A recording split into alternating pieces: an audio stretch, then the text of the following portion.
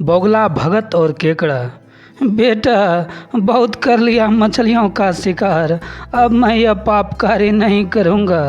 Bogle ने एक और हिचकी ली। ऐसे जीवन का नष्ट होना ही अच्छा है बेटा। अब कहानी शुरू करते हैं। नमस्कार साथियों, स्वागत है आपका आपके अपने संपूर्ण ज्ञान गंगा चैनल पर। चलिए आज एक बहुत ही बेहतरीन कहानी सुनाते हैं। अगर मज़ा नहीं आए तो फिर बताइएगा।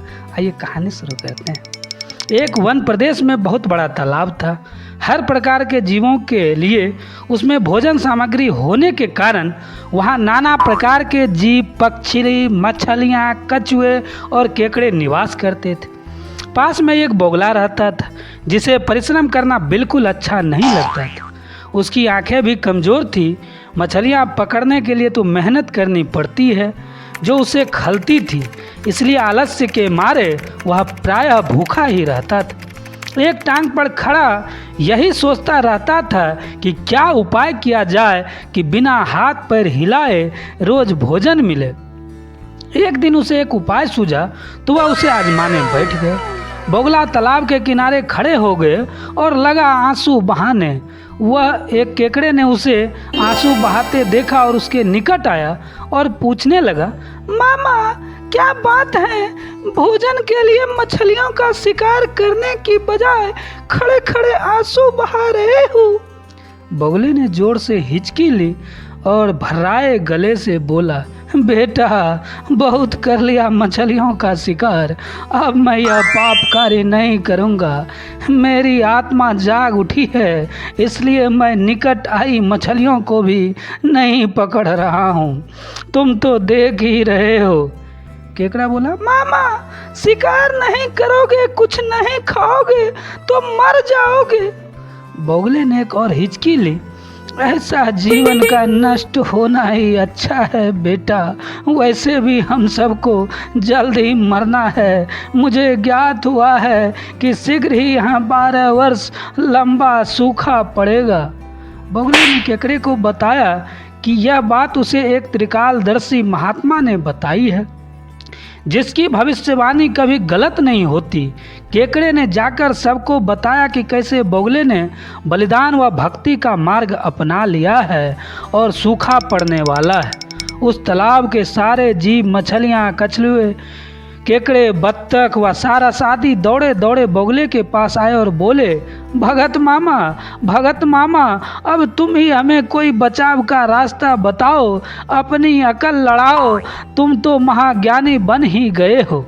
बोगले ने कुछ सोचकर बताया, वहाँ से कुछ कोस दूर एक जलाशय है जिसमें पहाड़ी झरना बहकर गिरता है। वहाँ कभी सूखा नहीं पड़ता। यदि जलाशय के सब जीव वहाँ चले जाएं तो बचाव हो सकता है। अब यह समस्या यह थी कि वहाँ जाए तो जाए कैसे। बोगले भगत ने यह समस्या भी सुलझा दी।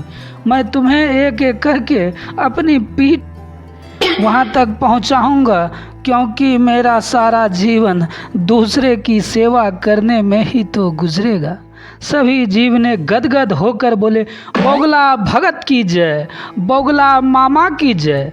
अब बोगले भगत के पौ 12 हो गए। वह रोज रोज एक जीव को अपनी ले जाता और कुछ दूर ले जाकर उसे पटक पटक कर मार डालता और खा जाता। कभी मूड हुआ तो भगत जी 2-2 फेरे भी लगाते और 2 जीवों को चट कर जाते। तालाब में जानवरों की संख्या घटने लगी।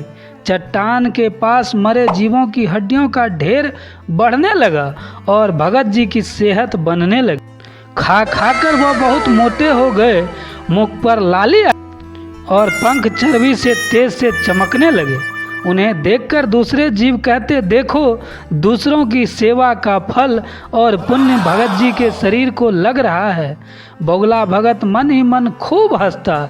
वह सोचता, देखो दुनिया में कैसे कैसे मूर्ख जीव भरे पड़े हैं जो सबका विश्वास कर लेते हैं। ऐसे मूर्खों की दुनिया में थोड़ी चालाकी से काम लिया जाए तो मज़े ही मज़े हैं। बिना हाथ पैर हिलाए खूब दावत उड़ाई जा सकती है। बहुत दिन यही क्रम एक दिन केकड़े ने बोगले से कहा, मामा तुम इतने सारे जानवर यहाँ से वहाँ पहुँचा दिए, लेकिन मेरी बारी अभी तक नहीं आई। भगत जी बोले, बेटा आज तेरा ही नंबर लगाते हैं, आजा मेरी पीठ पर बैठ जा। केकड़ा खुश होकर बोगले की पीठ पर बैठ गया। जब वह चट्टान के निकट पहुंचा तो वहाँ हड्डियों का पहाड़ देखकर, अम्मी बचाओ, केकड़े का माथा ठनका। वह हकलाया, यह हड्डियों का ढेर कैसा? वह जलाशय कितनी दूर है मामा? बोगला भगत ठाठा करके खूब हंसा और बोला, आए मूर्ख, वहाँ कोई जलाशय नहीं है, मैं एक एक को पीठ पर बैठाकर यहाँ लाकर खाता रहता हूँ। आज तू तो गया साला। केकड़ा सारी बात समझ गया, वह सिहर उठा, अम्मी अम्मी चिल्लाने लगा, परंतु उसे हिम्मत न हारी और तुरंत अपने पंजों को आगे बढ़ाकर उनसे दुष्ट बोगले की गर्दन दबा दी और तब तक दबाए रखी जब तक उसके प्राण पखेरु ना उड़ गए। फिर केकड़े बोगले भगत का कटा सिर लेकर तालाब पर लौटा और सारे जीव को सच्चाई बता दी कि कैसे दुष्ट बोगला भगत उन्हें धोखा दे रहा था।